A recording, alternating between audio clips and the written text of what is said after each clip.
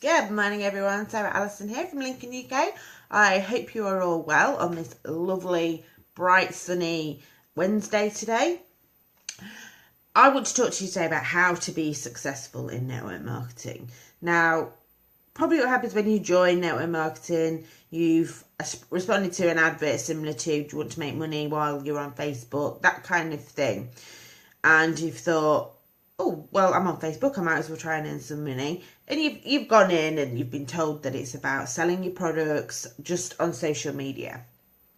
And actually, that's not at all what network marketing is about. Network marketing is obviously, if you break it down, it's into networking, so making friends with people, building connections with people, growing your network, and in your marketing yourself, not your products, but yourself. But there are 8 simple steps that you can take to improve the likelihood of your success, and that's what I'm going to share with you today, because it could be a long and tough journey on the road to success, which is fine. That's exactly how it should be. You wouldn't want it to be easy, because if it was easy, you wouldn't appreciate it, you wouldn't learn anything, it would just have come handed to you on a plate, and you wouldn't be able to replicate. That's the most important thing, because it's not just about you having success, it's about other people having success and you helping other people to have success. And if you don't know how you achieve success, then how can you possibly replicate that and get everyone else getting that success as well? So here's 8 simple steps for you to follow that will improve your chances of success. And the first one is readers are leaders. So you need to be reading. I recommend about 20 minutes a day. It can be on your phone, on your Kindle, an actual hardback book, whatever it is. You need to be reading something, and it can be anything to do with your niche. So if your niche is network marketing, I recommend obviously reading GoPro, The Miracle Morning, and Beach Money. And if you want to know more about them, just get in touch. If it's to do with beauty, then buy a few magazines, find out what the latest trends are, what people are saying. Just really build your knowledge up. Always be doing self-development. You can read books about mindset as well. They're really good. How to set goals. These are all things that you need to be doing if you are serious about being successful. The second one is attend your company events. Attend networking events. And the reason for this is twofold, really. One, they're incredibly exciting. It's amazing to be surrounded by people who have already had success and who are willing to share how they did it. Those people that get up on stage and tell you how they did it, those are the ones you're taking notes, you're learning from them, and you're replicating what they do. And you will walk away from an event feeling so fired up that you could knock down walls, because you are that fired up and you believe you can do absolutely anything. That is the power of going to your events. The other thing about going to events is that it helps you to practice your networking skills. A lot of us do a lot of networking online, but actually the skills themselves aren't any different to what you would do offline. So in going to events, you are learning and developing those skills and how to interact with new people. You will meet a heck of a lot of new people at events. And so it's a great chance for you to learn how to interact with them, how to ask questions, how to find out what's going on for them, pay attention. And so it's twofold the reason you should be going to events. So I do strongly recommend you do that. The next one is to eat healthily. That may sound really weird, but any successful person will tell you that healthy body, healthy mind. The more crap you are putting in your system, it's going to make you lethargic. It's going to affect your brain chemistry, which will affect your productivity, your cognitive ability. So you need to be eating healthily. And if that's something that you struggle with, it's not about suddenly deciding, right, that's it, and emptying your cupboards and your fridge of everything, but make little steps. If, for example, you have 2 sugars in your tea, try it with 1 sugar, and then try and take it down to no sugars, but do it little steps by little step, and it will feel more natural. Just cut down rather than cut out. But make that change. Make that change for yourself. If you want to be successful, you do need a healthy mind, and it does start with a healthy body. The second one is, fourth one is to network professionally. And this is both offline and online. Social media is funny because you want to share your personal feelings. You want people to get to know you. And I'm all for sharing your story. I'm all for sharing how difficult things have been, how you've turned it around. I even think it's okay to share if you're having a bit of a rotten day. What isn't okay is that if you start having like a foul-mouthed rant on Facebook because someone's annoyed you. Now, we all get annoyed, we all get angry, and that's fine. I'm not saying don't be. But by sharing it, you are reducing your professional outlook. People are going to look at you and they're going to see you in a different light. And that's the downside to social media, in as much as we want to be social, we want people to know what's going on in our lives. But when you're using it for business, you have to be aware at all times that you are sending out an image of yourself. It's your window for people to get to know you. And if you're being sweary, or you're always having a go at someone, or you're having an argument in public on Facebook, it doesn't create the best impression. If that was going on in a shop window, two people were having a barney, would you go in the shop? You might stand and watch outside just to see what's going on, but you wouldn't go in. It would give you a negative picture of that shop, because you just think that wasn't very professional, that they allowed that to happen. So try and remember that. Like I say, it's okay to get angry, but just think about where you voice that. Next one is, be an approachable leader. You're only as good as the team that you have. If they're not performing, if they're not feeling like they're getting the right support, then you're not going to be successful, and they're not going to be successful. So you absolutely have to be approachable. You have to be there when they need you. And by that, I just want to clarify something, because I think that there's some leaders out there who think that means messaging every day, checking up on what they've been doing. That's not what I mean. That's not what a leader does. That's what a boss does. A bad boss does. A leader is there for when you need them. They're not there to check up on you. They're not there to make you feel guilty if you haven't done something. At the end of the day, it's your business. You will do the things that you want to do. It's not anyone else's responsibility to get you to do things. But a leader will encourage you to do the things that you need to do, will be supportive. When you're having a bad day, they will support you. They won't say, oh, but you need to be getting on, because that's not a leader. That's someone who's only out for themselves. They're only interested in their own paycheck at the end of the day. And that's not what a leader is. A leader will always be there to provide you with support, guidance, give fresh ideas about what you can do. If something isn't going right, then you reach out to your leader and say, look, I'm trying this and I can't get it to work. And they'll give you some fresh ideas. That is what a leader does. So try and be that. Next one is, and this goes back to the eating healthily, is sleep well. Sleep is so important. I know Margaret Thatcher was famously supposed to have survived on just a few hours sleep, but let's be honest, that isn't healthy. Hi Laura. It's health. You need sleep. Your brain needs sleep. When you go to sleep, your brain fires all these neurons, and amazing things happen when you are sleeping. It gives you the rest, the relaxation. It's like downloading. You get to start the day afresh when you've had a good night's sleep. It's so important that you do that.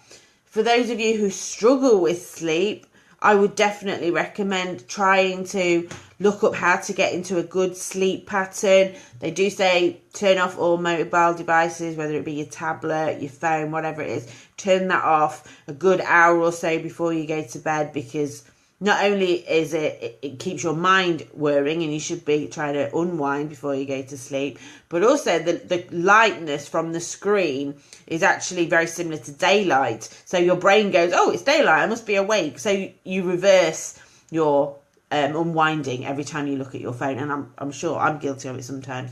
I'm sure most people are. But if sleep is something that you struggle with, then you do need to look at a good sleep pattern. And just try and get the 8 hours a night, good solid sleep. Because, like I said, amazing things happen to your brain when you are sleeping.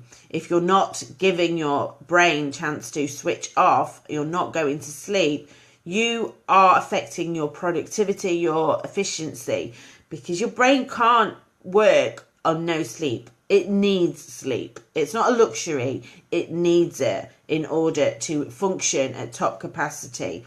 And the statistics, if you ever look into it, the statistics of what happens when you are sleep deprived is scary. And think about that. How are you, let alone running a business, how are you supposed to function normally when you're sleep deprived? And I'm sure all new mums can relate to that. You do need sleep. And to be successful, you absolutely need to get a good night's sleep to recharge your brain. Next one is to do positive affirmations. These can be a little bit strange when you start out, because I don't know whether it's a British thing or whether it's just a human thing, but we're not very good at saying nice things to ourselves. We're not very good at being our own cheerleaders, saying, you're great. People, if we walked down the street and was going, come on, you're great, you're amazing, you can do this, people would think that we're batty, and they would think that, or they would think we're really arrogant. And actually, it's not about arrogance. It's about self-belief. To me, arrogance is when you tell everyone else how amazing you are. When you're just telling yourself how amazing you are, that's about self-belief and self-confidence.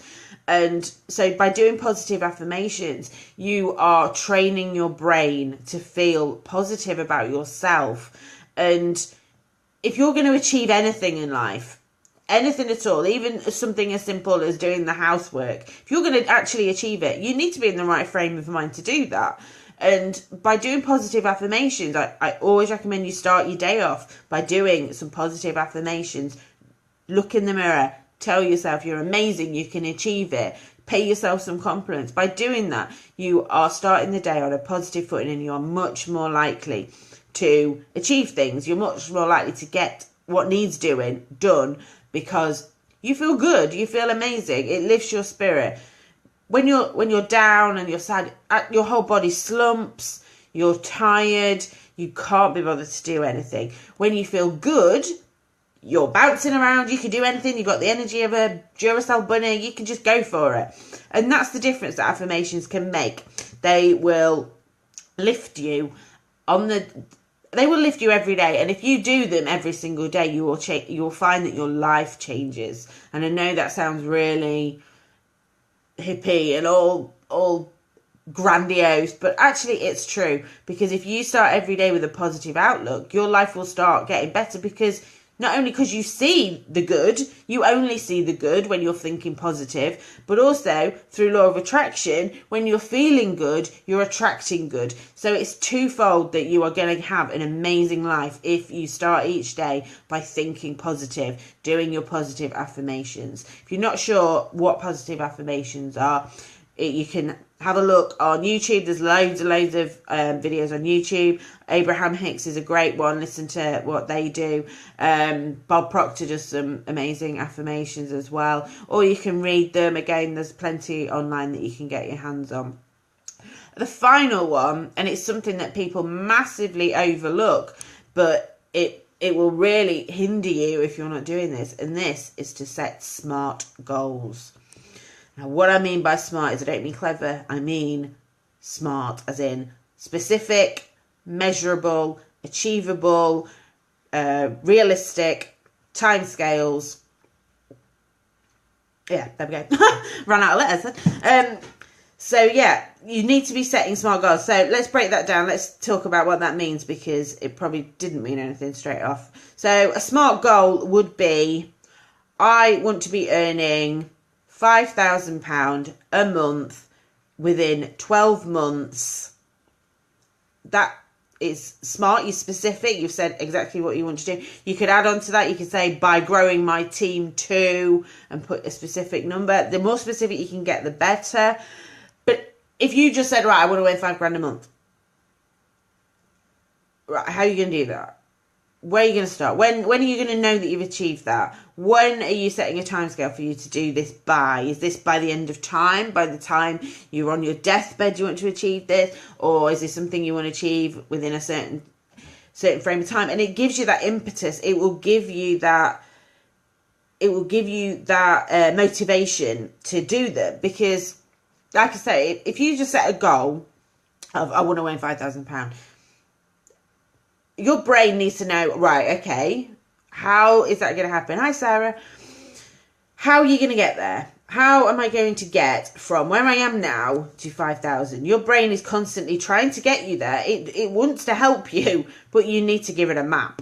So by breaking down your goal and doing it smart, by specific, measurable, achievable, realistic timescales, then you are more likely to achieve them because your brain knows exactly what it has to do to get you there. And like I say, your brain wants you to hit these goals. The universe wants you to hit these goals. You just got to give it some direction.